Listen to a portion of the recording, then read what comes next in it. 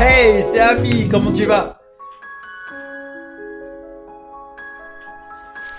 Avant de commencer la vidéo, il faut que je te fasse une petite story time. Récemment, j'ai rattrapé mon retard sur Hunter x Hunter, sur les scans d'Hunter x Hunter. Donc, à partir du chapitre 361. Et je les ai déglingués jusqu'au chapitre 376. Oh là là là là, la famille. Quand j'ai lu, et c'est tombé. J'étais en mindfuck, mon cerveau était en ébullition. Il fallait que je parle du dernier chapitre. Le format de la vidéo sera similaire aux autres formats de vidéos que je présentais à l'époque. C'est-à-dire que je vais parler du chapitre sans forcément faire de review. Et la famille ne sortait plus dans les commentaires. Ami, fait une review, nanana. Je déteste ce mot review. Tellement je le déteste que je l'ai banni des commentaires YouTube. C'est pour te dire. Du coup, je m'étais dit, vas-y, je vais sortir une vidéo comme à l'époque. Et comme il y a des droits d'auteur, etc., c'est moi qui vais vous proposer les dessins. Enfin, je vais vous illustrer ce que je vais vous dire via l'outil professionnel Paint. Ah, avant de commencer, disclaimer, il y aura du spoil. Et le format de la vidéo, j'ai oublié de le dire, le format de la vidéo s'appellera Percastor. Vous êtes banni pour review, mais et si vous voulez que je refasse ce genre de vidéo, vous dites, hey ami, fais un Percastor volume 2. Bref, la famille, on commence, on va parler du chapitre 376. Qu'est-ce qui en découle de ce chapitre? On va voir ça en 7 points. Commençons par le premier point.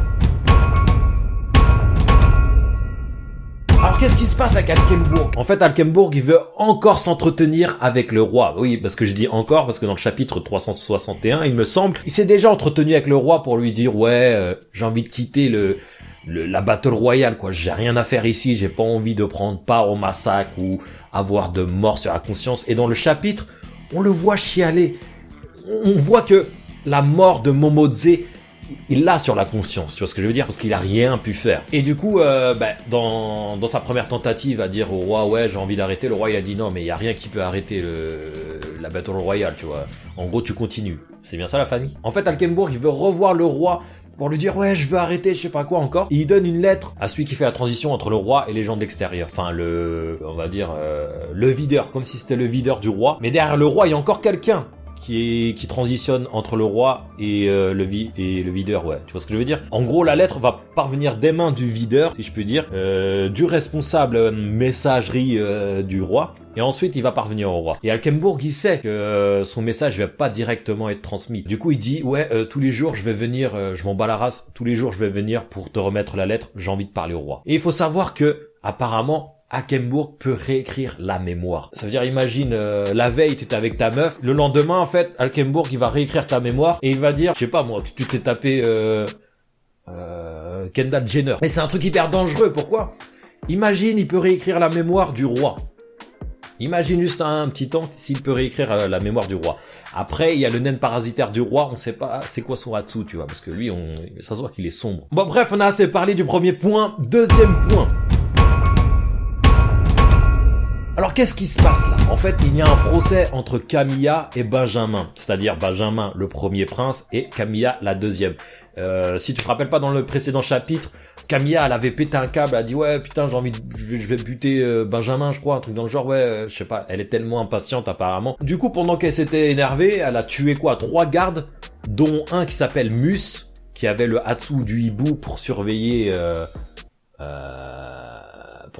quoi. Mais bref, revenons au procès. Il faut savoir que maintenant Camilla et Benjamin sont assignés à résidence mais dans la zone VIP. C'est-à-dire qu'ils n'ont pas le droit de bouger de la zone VIP, à part s'ils sont accompagnés d'un garde choisi par le juge, je crois qu'il s'appelle Cléopatra. Ce qui est intéressant, c'est que déjà Camilla, elle est pas jugée coupable, enfin jusqu'à maintenant, jusqu'à preuve contraire. Le plus intéressant dans ce deuxième point, c'est que Benjamin, déjà il sait que Mus est mort, parce qu'il a acquéri le Hatsu de Mus. C'est le petit hibou pour surveiller les gens et tout. Et pendant le procès, il a eu l'opportunité d'appliquer le Hatsu du hibou sur sa sœur, donc il pourra la surveiller. Et ça pourra avoir des dénouements de ouf dans le futur. Numéro 3, le manque de confiance. Rappelle-toi que Kurapika donne des cours aux milices, aux gardes du corps et aux serviteurs de certains princes. Faut savoir que certains élèves commencent à avoir de moins en moins confiance à Kurapika. Pourquoi? Parce qu'à chaque fois, il y a des personnes qui meurent pendant le cours. Tu sais, les serpents du gars du premier prince, là, Benjamin. Là. Dans ce chapitre, il a encore tué quelqu'un. C'est, je sais plus son nom, Yumai, je crois qu'il s'appelle un truc comme ça. C'est le mec qui cherchait la merde, le mec de Tsirendish, là. Ben lui, il est mort. Et les autres, ils disent, mais attends, c'est chelou, lui, il est mort alors qu'il s'est disputé avec Kurapika la veille. C'est Kurapika, il fait un mauvais bail. Enfin, ça, c'est les deux gars, là, comment ils s'appellent, Satobi et Maor. Ces deux gars, ils commencent à soupçonner, ils disent, c'est quoi ça? Pourquoi on vient et il y a des gens qui meurent comme ça? C'est obligé, c'est un stratagème pour nous affaiblir, nous buter lentement à petit feu et tout. Et là, il y a Louis XIV qui arrive. Louis XIV qui est Belerante, un des gardes du corps Hunter du 13e prince. Je l'appelle Louis XIV parce que Belerante, il leur dit, si vous l'accusez, moi aussi je peux vous accuser que c'est vous qui a commandité le meurtre de Yumai, là. Et Belerante, il fait, vas-y, viens, Kurapika, j'ai un truc à te dire. En gros, une faveur pour avoir démêlé la situation. Et il dit, vas-y, est-ce que tu peux me filer Bill 10 minutes, histoire que je parle devant la salle numéro 13. Du coup, Belerante, Louis XIV, il veut prendre Bill, aller devant cette salle, et faire style de discuter et tout en recueillant des informations ou en essayant de transmettre des informations. Voilà, c'est ce qu'on sait aussi dans ce point. Donc, un manque de confiance, mais on peut voir que Belerante veut une coopération de Kurapika. Alors là, très intéressant, on peut voir pour la première fois Kacho, c'est la jumelle de Fugetsu, avoir une once de confiance envers quelqu'un. Et comme par hasard, la confiance est envoyée vers Senritsu. Ce qui est grave intéressant, c'est qu'on peut voir que Kacho transmet des informations à Senritsu de manière à ce que les autres comprennent pas. Parce que Senritsu a l'oreille fine, tu vois, l'oreille musicale. Genre, à la Shazam installée dans ses oreilles, tu vois. Et du coup, Kacho communique avec, je sais pas, dans les scans, c'est écrit un moustique. Je sais pas ce que c'est, dis-moi dans les commentaires ce que c'est, la famille. Mais on dirait que c'est un truc inaudible par les gens normaux, quoi. Ou les adultes. C'est écrit les adultes ou un truc dans le genre. Et du coup, Kacho a dit à Senritsu, va dans la cuisine, ouvre le placard gauche-droite, je sais pas quoi, pour prendre une machine qui va permettre un petit truc qui va permettre à Senritsu de communiquer en morse à Kacho. Et ça, c'est ultra intéressant parce qu'on peut voir une coopération de Kacho envers Senritsu. Qu'est-ce qui va se passer ensuite? Je sais pas, perso. Je pourrais pas te dire. Là, c'est ultra intéressant. On commence à connaître le pouvoir, enfin le Hatsu, l'effet du Hatsu de Zhang Wei. Rappelez-vous, c'est un soleil qui crache de la thune, là, des petites pièces. On savait pas à l'époque à quoi ça servait. Mais l'auteur, depuis, je sais pas, il donne des informations sur les Hatsu. Et en fait, on apprend que cette thune permettrait de donner des capacités à des personnes sous certaines conditions. On n'a pas plus de précision, mais ça a l'air d'être un effet de ouf. Genre, je sais pas, peut-être qu'un mec peut avoir plusieurs Hatsu différents avec différentes pièces. Je sais pas. Et j'ai dit que le troisième prince s'appelait Zhang Wei, il s'appelle Zhang Lei. Désolé la famille.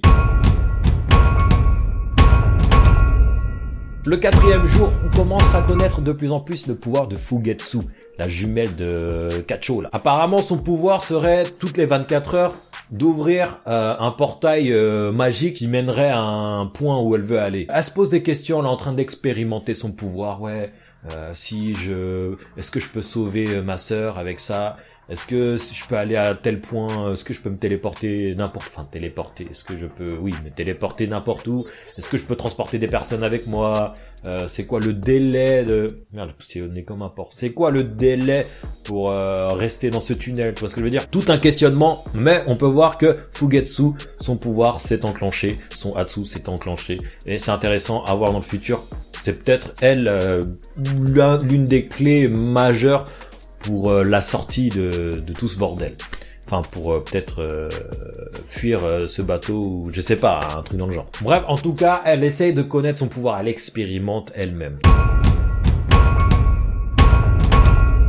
Enfin, le point le plus intéressant de ce chapitre, le type de nen de Tierednish. Putain, j'arrive pas à le dire, Tierednish. On sait la famille maintenant son type de naine grâce à la diminution de l'eau. Tu te rappelles, c'est quand tu apposes tes deux mains sur un verre pour voir quel type de naine tu es. Il s'avère que Tierednish est de la spécialisation. Mais attention, c'est pas un type de spécialisation normale, tu vois. Déjà que spécialisation, c'est pas normal, c'est genre ultra giga rare. Lui, c'est le mal incarné, le shaitan incarné, comment dire. En fait, lui, l'eau, il a carrément pourri l'eau, tu vois, ça puait la merde. Genre, l'eau, c'est pourri carrément, tu vois. Et Theta, là, Theta, je crois qu'elle s'appelle, le garde du corps du prince Tierednish, elle a fait, waouh, non, ce gars, il est trop sombre, il est trop mystique, Ah, il faut pas... Lui, il est trop... Oh, j'ai jamais vu ça de ma vie, quoi. Il faut savoir que même Pitou, rappelle-toi quand Pitou avait fait la divinisation de l'eau, elle avait juste détruit une petite feuille, tu vois. Genre, elle a détruit une feuille. Ça veut dire qu'elle a peut-être un esprit destructeur et tout, je sais pas quoi. Mais lui, carrément, il a pourri l'eau, tu vois. Tellement son esprit, il est pourri. Rappelle-toi, le gars, il dépaisse des meufs, je sais pas quoi. Oh, massacre à la tronçonneuse ou machin. Non, ce gars, il est sombre. Aussi sombre que son naine parasitaire, là. Enfin, sa bête de naine, là. Avec son cheval, avec une tête de fille, et on dirait qu'il y a Pyro qui sort de sa bouche, et après, il y a une limace, là. Oh. Bref, pour conclure, dites-moi dans les commentaires ce que vous en pensez de chacun de ces points. Qu'est-ce qu'il en adviendra? C'est full spoil dans cette vidéo, donc lâchez-vous. Bref, la famille, on se retrouve en fin de vidéo. Ne jugez pas mon dessin sur Paint, parce que only Togashi can judge me. OTCJM. On se dit à la prochaine pour une nouvelle vidéo. Ah, j'ai oublié. N'oublie pas de mettre 1 ou 2 pouces bleus. Et abonne-toi.